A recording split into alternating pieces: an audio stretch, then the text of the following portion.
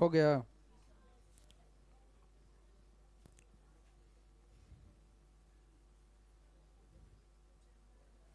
इसमें लिख लो प्रतिच्छेदी रेखाएं।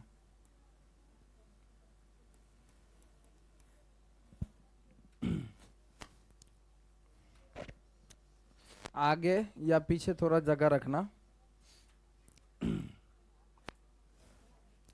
प्रतिच्छेदी रेखाएं और इसमें लिखो संपाती रेखाएं। संपाती रेखाएं और इसमें लिख लेना समांतर रेखाएं। समांतर रेखाएं हो जाएगा। दूसरे कंडीशन में चलो इसको बोलते हैं अद्वितीय हल भी। अद्वितीय अद्वितीय अद्वितीय यूनिक मीन्स अद्वितीय ही होता है।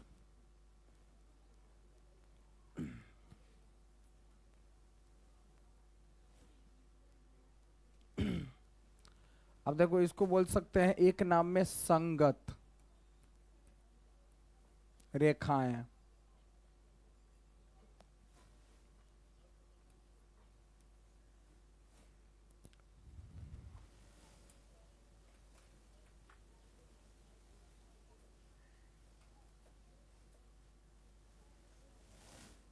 इसको भी बोलते हैं संगत रेखाएं।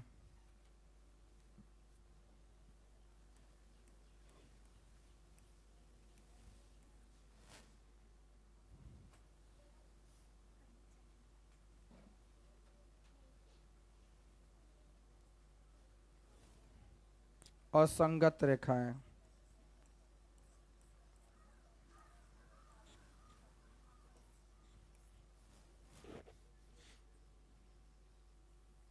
हो गया। लिख लिए। अब समझो बात को। हो गया। ध्यान दीजिए। देखिए केवल एक हल होने का शर्त, केवल एक हल होने का शर्त या अद्वितीय। केवल एक का मतलब क्या हुआ कि दुनिया में एक ही है ऐसा, ठीक है। अद्वितीय हल होने का मतलब क्या हुआ कि केवल एक है, उसका कोई जोड़ा नहीं हो, जिसका कोई जोड़ा नहीं हो, ठीक है, जिसका कोई जोड़ा नहीं हो, ठीक है। अब देखिए केवल एक हल होगा कब, जब कंडीशन क्या बनेगा, ऐसा वाला ग्राफ आएगा, ऐसा सवाल देगा हमको। हाँ इसको हम ऐसे भी लिख सकते हैं A1/A2 बराबर नहीं है B1/B2 के, बराबर नहीं है C1/C2 के। मतलब कहने का देखिए 3x प्लस में 4y बराबर में 8, ठीक है। यहां लिखे 2x माइनस में 5y बराबर में 7। तो इसको क्या बोलेंगे A1 A2 B1 B2 C1 C2। तो देखिए जैसे हम A1/A2, तो A1/A2 का मतलब क्या हुआ कि 3/2 है ना। अब देखिए इसको जो निकालेंगे तो ये क्या बनेगा 4/-5, इसको निकालेंगे तो ये 8/7। मतलब इस ई जो है ये एक दूसरे के बराबर है, ये एक दूसरे के बराबर है नहीं है, तो मतलब तीनों क्या आ रहा है अलग अलग। तो वही कह रहा है कि A1/A2 नहीं मिल लो B1/B2 से, नहीं मिल लो C1/C2 से। बात समझ में आया, बराबर नहीं है। तो जब ई दोनों नहीं मिलेगा ना तो समझना ये नहीं है मिलेगा, इसलिए केवल ई दोनों को लिख लेते, इसको नहीं लिखते हैं। बात समझ में आया। जब ई दोनों नहीं मिलेगा तो निश्चित है कि ई नहीं है मिलेगा, ठीक है। अब इसका जो ग्राफ बनेगा, जैसे ई जो सवाल हम अभी दिए थे, इसका जो ग्राफ बनेगा तो इसका ग्राफ कुछ इस तरह से बनेगा। जैसे यहां ये तो पहले हम लिखे एक्स अक्ष और वाई अक्ष, साइड में इसको भी लिख लेना अपना, एक्स हो गया, माइनस में एक्स हो गया, वाई माइनस में प्लस में, ठीक है। यहां क्या हो गया, उसके बाद तो मारते हैं 1 2 3 इस तरह से, 1 2 3, फिर यहां भी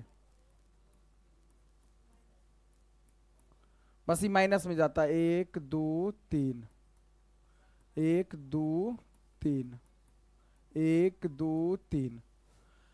अब ऐसा वाला जब आएगा तो इस तरह का सवाल आएगा जो अभी हम दिए थे, तो इसका जो ग्राफ बनाएंगे ना, तो इसका ग्राफ कुछ इस तरह से बनेगा, जैसे एगो रेखा बनेगा ऐसे, ग्राफ तो बनाना सिखाए हैं, एगो रेखा बनेगा ऐसे, तो एगो रेखा बनेगा ऐसे।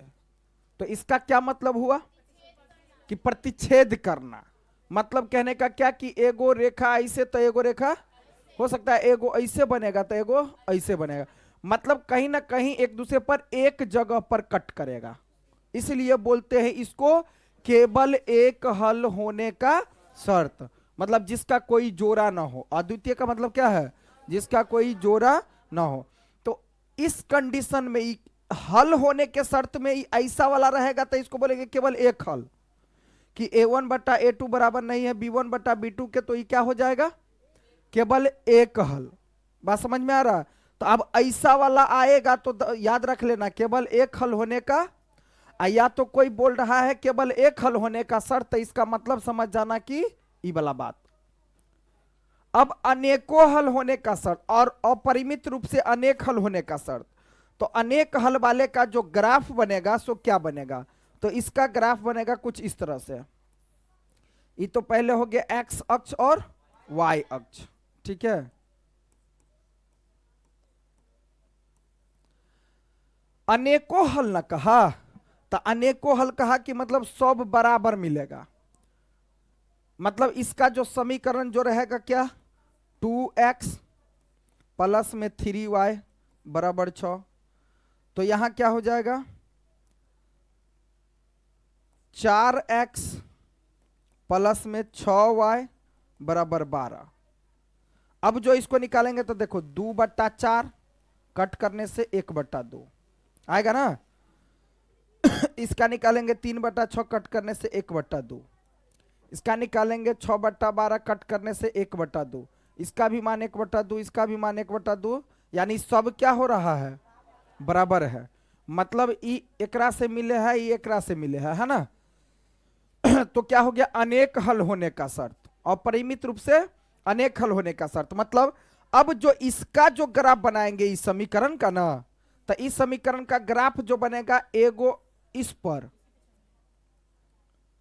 तो फिर दूसरा भी क्या होगा इसी पर चल रहेगा। तो ई एक दूसरे को कट किया, पता चल रहा है हमको कि एक बिंदु पर, तो इसलिए हम दे दिए केवल एक हल। अभी एक दूसरे पर चढ़ले है, तो जब चढ़ले तो कै गो हल, तो अनंत हल, अनेकों हल, इसलिए नाम पर है इसका। बात समझ में आया। तो इस टाइप का जो सवाल बनेगा तो उसका ग्राफ कुछ इस तरह से, इस टाइप के सवाल का ग्राफ इस तरह से। अब इसका जो होगा सो क्या होगा,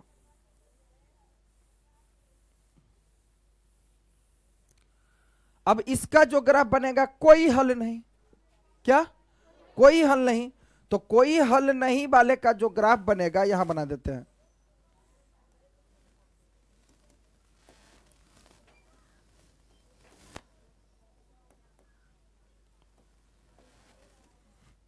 कोई हल नहीं होने का शर्त जो आएगा तो उसका ग्राफ बनेगा, देखो एगो ऐसे बनेगा तो एगो ऐसे बनेगा, मतलब इन दोनों को एक दूसरे को कहीं खींच करके ले जाओ, इसको भी कहीं खींच करके ले जाओ, एक दूसरे से कट नहीं होगा। तो जब एक दूसरे से कटे नहीं हो रहा है, मिल ही नहीं रहा है, तो एक को हल नहीं हुआ। बात समझ में आया कि एक दूसरे से कट नहीं कर रहा है, तो ये क्या बन जाएगा कोई हल नहीं होने का शर्त, ठीक है। इस स्थिति में जो बनेगा a1 बटा a2 का मान, अब b1 बटा b2 का मान दोनों निकालेंगे तो एक रंग आएगा, लेकिन c1 बटा c2 का मान निकालेंगे तो इससे मिलेगा नहीं। बात समझ में आया। तो ये तो हो गया, देखिए इसका नाम क्या हो गया, केवल एक हल होने का शर्त। इसको अद्वितीय भी बोल सकते हैं, जो दुनिया में एक हो उसको अद्वितीय, अद्वितीय का मतलब उसके जैसा कोई दूसरा नहीं, तब ना अद्वितीय हो गया, उसके जैसा कोई दूसरा नहीं। ठीक है, अब देखिए, तो इसका तो नाम हो गया, अब इसका जो है एगो नाम हो गया कि हल के अनुसार, हल के अनुसार, तो इसका नाम जो है क्या हो जाएगा, केवल एक हल। इसका नाम क्या हो जाएगा, अनेकों हल। इसका नाम क्या हो जाएगा, कोई हल नहीं, हल के आधार पर।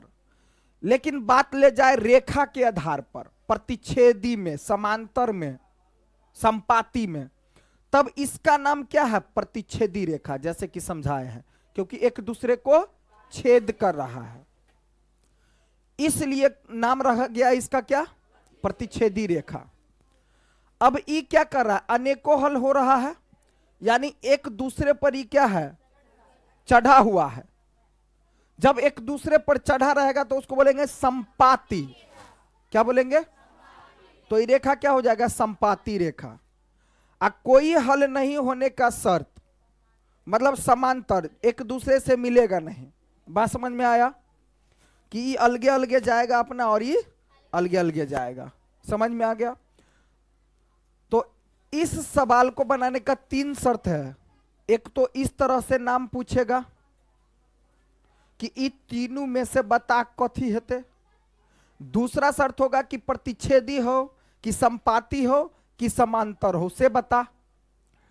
तीसरा कंडीशन क्या है, कि जब एक हल हुआ तो उसको बोलेंगे संगत, जब अनेकों हल हुआ तो उसको बोलेंगे संगत। मतलब जिसमें हल हो रहा है तो उसको बोलेंगे संगत, और जिसमें एको गो नहीं तो ओ, नहीं तो ओ, नहीं तो। बात समझ में आ गया, ये शर्त है, और एग्जाम में पूछेगा ही पूछेगा 110%। इससे कम से कम 4 नंबर का क्वेश्चन तो बनता है पक्का।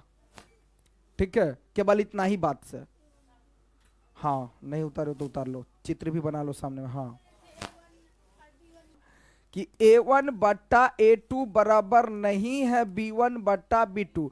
जब ई दोनों नहीं ना मिला तो ई दोनों भी नहीं मिलेगा। हम सो बोले थे कि ई दोनों नहीं मिलेगा ना, तो इहो वाला नहीं मिलेगा। इसलिए इसको देखो, सब जगह जो है क्या, तीनों लिखे ना, और यहां पर 2 गो लिख दिए हैं।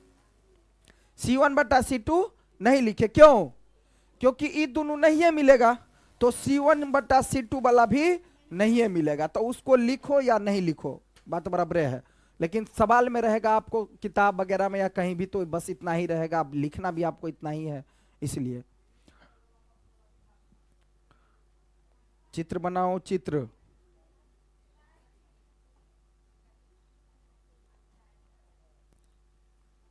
अब इस पर हम लोग सवाल करेंगे।